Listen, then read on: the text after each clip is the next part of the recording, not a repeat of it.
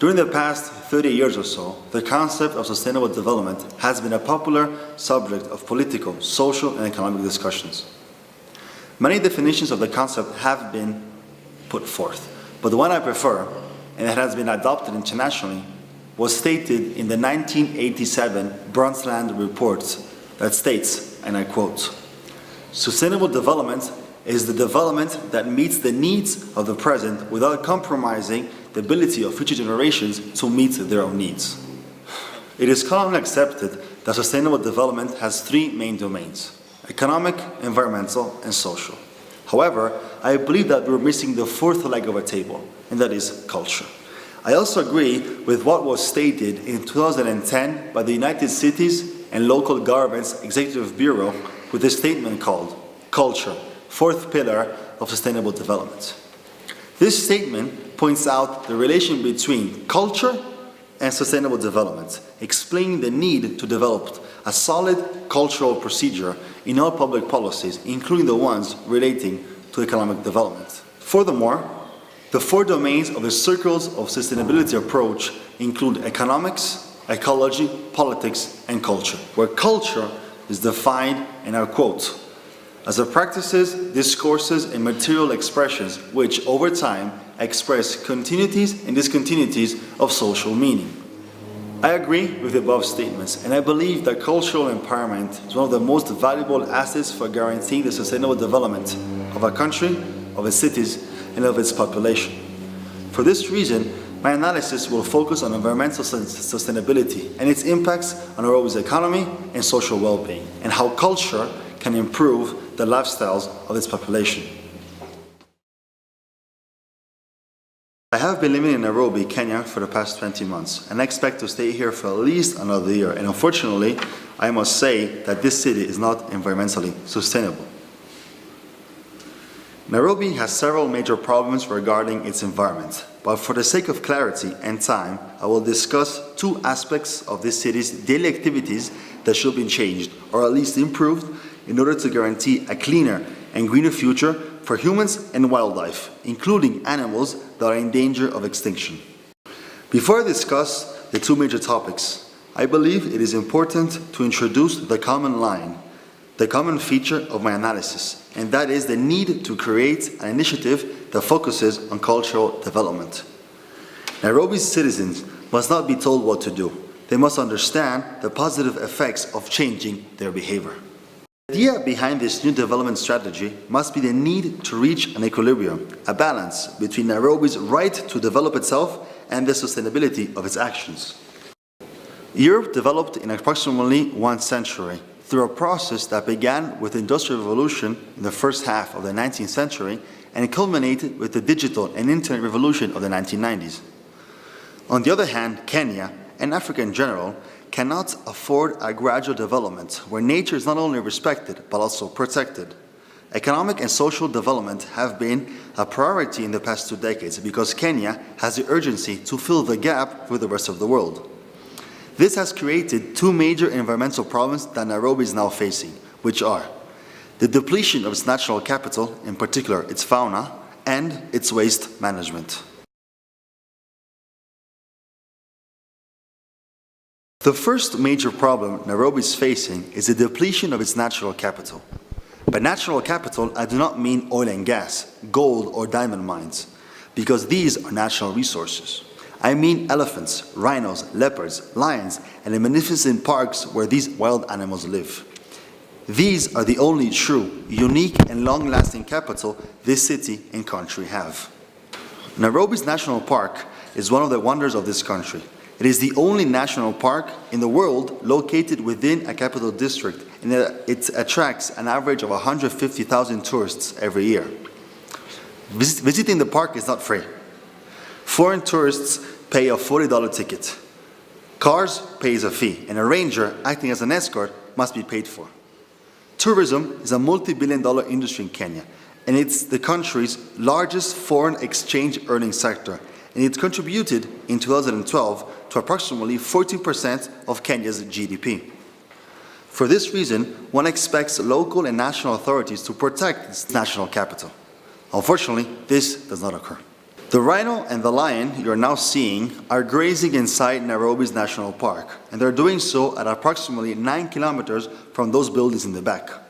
How is it possible that the borderline of Nairobi has grown so close to such an important landmark of the city? Let me ask you this.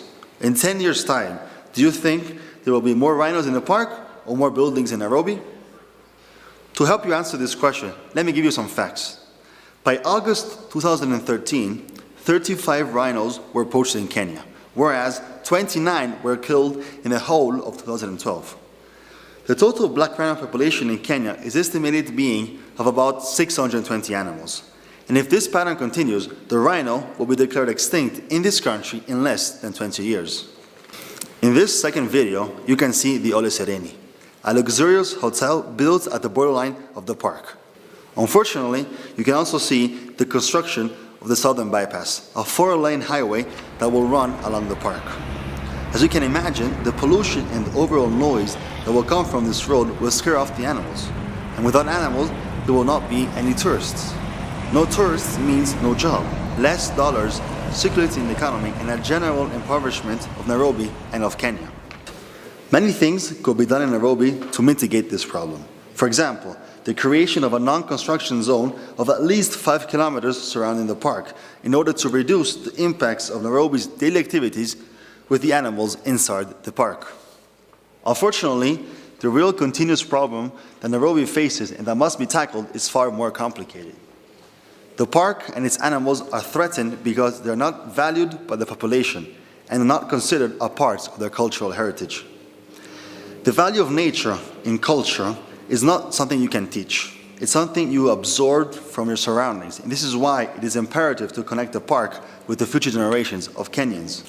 The following should be done in order to increase the awareness of the children and of the general public about the real significance of the park for their city and country. School curriculums must include the park in their regular activities. Public campaigns supported by the students should be organized in order to raise the attention on the issue of poaching. Crowdfunding and other forms of social funding in favor of the Kenya Wildlife Service should be organized in order to raise funds necessary to purchase state-of-the-art equipment and to increase the salary of the rangers in order to reduce corruption. Students should raise the issue to the government of accountability of the revenues generated by the park, demanding that a certain percentage of these fees, at least 50%, must be invested in the conservation of the park instead of being diverted to other uses.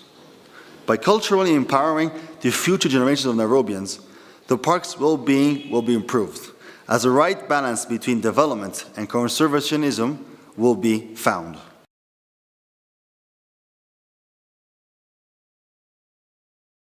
The second major environmental problem Nairobi is facing is the management of its waste. According to a 2009 census, Nairobi's population is approximately 3.1 million registered citizens. However, if we include the citizens of the impoverished areas of Kibera, Mathare, and Korogocho, independent NGOs state that the total population is between 3.8 to 4 million citizens. This number takes into account a more accurate and realistic assessment of the total population present in those impoverished areas. As you can imagine, the living standards in these areas are precarious, especially because infectious diseases easily propagate due to poor hygiene, because there isn't a sewage system but only open-air bathrooms. As you can see in these pictures, taken in the city's largest dump site called Dandora, which borders Korogocho, the proper disposal and management of waste is a major issue. Waste is simply gathered together, dumped directly into the rivers, or burned. It has been reported that 200 trucks a day dump waste here, totaling approximately 850 tons of trash every single day of the year. What are the major consequences of a deficient waste management in the city? I believe there are two. Destruction of the natural environment, because the rivers and the soil are irremediably polluted, and the deterioration of the health of its citizens. But how does this relate to the economy of a city and of its country? Polluted rivers and soil reduces the annual output of crops, and since agriculture still employs about 75% of the total workforce of Kenya, its consequences can be catastrophic. Furthermore, every single sick person becomes a burden for his or her family, since it impedes them from working, impacting on the already precarious finances of the household. Not to mention that he will probably seek assistance, putting further pressure on an overwhelmed public health system. Unfortunately, even though Kenya provides public hospitals, the patient will still be billed for the medicines, food, and medical attention he was provided while being hospitalized. I think this problem can also be helped through a cultural and social perspective. Improving the living standards and equality of life of the population of Corogocho or Kibera is imperative. Why is the trash burnt or dumped in the rivers? It's not for lack of values, but because they do not have an alternative valid solution. Responsible recycling must be incentivized as opposed to the current forms of waste collection. Today, a primitive form of recycling does exist in Corogocho's dump site, but it is inhuman and inefficient. Men, women, and young children live inside the dump in order to collect recyclable goods, mainly glass, that are later sold in Nairobi. To improve this situation, I recommend the following: the creation of recycling centers within these areas where plastic, glass, and paper are collected and paid for in a responsible and legal way. At the moment, this service is provided only at certain supermarkets that are located kilometers away that accept only certain type of reusable and redeemable bottles. This solution can be promoted through public policy that compels beverage companies present in Kenya to distribute their drinks using recyclable cans and bottles to encourage recycling. Another way in which recycling can be incentivized is by imposing a tax on plastic bottles. This will make bottles more expensive and more worthy of recycling. Recycling becomes profitable, and a formal recycling system linked to a recycling center can be created. If done in a regulated and constant way, this process can also guarantee an income to hundreds, maybe thousands of people throughout Nairobi and Kenya. To improve the problem of a lack of a sewage system, I suggest installing portable toilets throughout the impoverished neighborhoods, ensuring that every family has access to at least one toilet. This solution is a cost-effective alternative to the construction of a proper sewage system that are costly and difficult to build. These solutions will give people valid alternatives, and recycling and the use of a bathroom will become a part of the daily activities of their culture. They will be able to understand that a healthy environment and living conditions will guarantee an economic return. Parents will teach their children about recycling and toilets, and by doing so, the future generations of Nairobians will be more aware of the benefits associated with certain behaviors.